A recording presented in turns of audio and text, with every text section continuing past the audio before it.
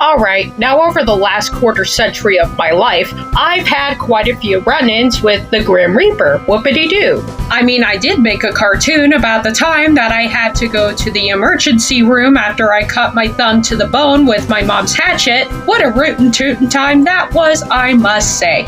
Now, with that being said, I've had numerous other life-threatening experiences, naturally. So today, I'm going to go over a list of other near-death experiences that I've had, which I narrowly avoided the Grim Reaper snare. Alright, now about 4 years ago, my old Volvo was in the shop for only the billionth time, and I had to borrow my dad's pickup truck to take to work. Now it's important to note that my dad had just worked on the brakes on his truck.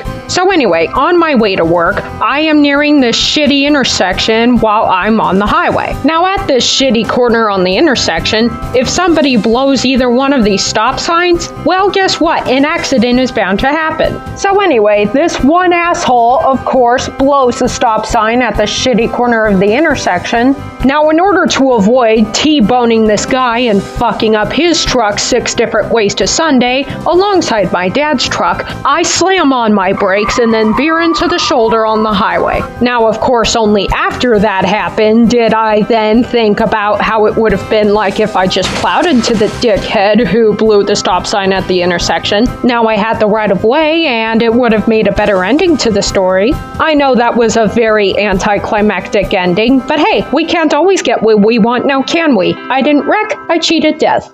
Alright, a spontaneous brake check on the highway. Check. What's next? Alright, now a second time that my life barely slipped out of the Grim Reaper's hands was when I was 3 years old and at a cousin's house for a party or something like that. Later that evening, I got the brilliant idea of climbing into the driver's seat of my dad's truck. Now I'm sure a lot of you who are watching this know exactly where I'm going with this. Oh, did you fucking plow the truck into something? You did, didn't ya? Yeah, I fucking did. So anyway, I unbuckle myself from my car seat in the back seat, managed to climb into the driver's seat of my dad's truck, and then I put the truck in motion. And guess what happened as soon as I put the truck in gear?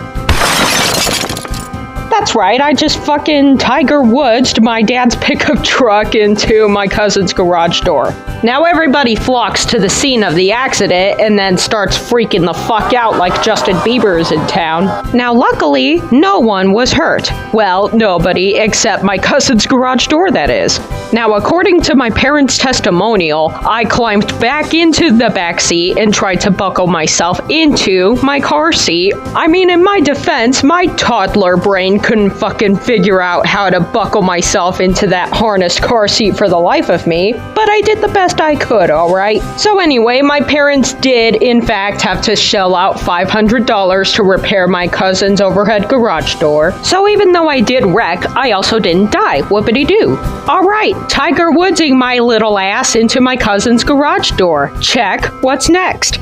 Alright, now a third time that I cheated death was when I was 2 years old and my older sister gave me the brilliant idea of climbing up the grain tower at my house and, I don't know, doing like American Ninja Warrior shit up there. So my sister and I go outside to climb up this 30-foot grain tower when my mom is talking on the landline phone with my grandma who lives 3 hours away from us. So my mom looks out the window to see me 3/4 of the way up this grain tower with my sister not too far below me. So she rushes outside like she's Jeffrey Dahmer on the run, making sure not to lose connection with my grandma on the landline phone. She coaxes my sister and myself into coming down while standing outside the back porch and says, "Come on down, ladies, you can do your American Ninja Warrior shit later." So my mom gets my sister and myself inside the house and then deadbolts and chain locks the back door. Shortly after that, my mom calls my dad and tells him, "Get the fuck fuck over here and cut off the bottom of the Grain Tower ladder now. The girls were just trying to do American Ninja Warrior shit up there, and I'm not trying to have either of them die. And yeah, you bet your ass that is exactly what happened. Now, I don't know if the whole Grain Tower ordeal was a tag team plot between my sister and the Grim Reaper, but hey, it doesn't matter. Even if I was way too close for comfort to death, I still lived, I still cheated death. The end.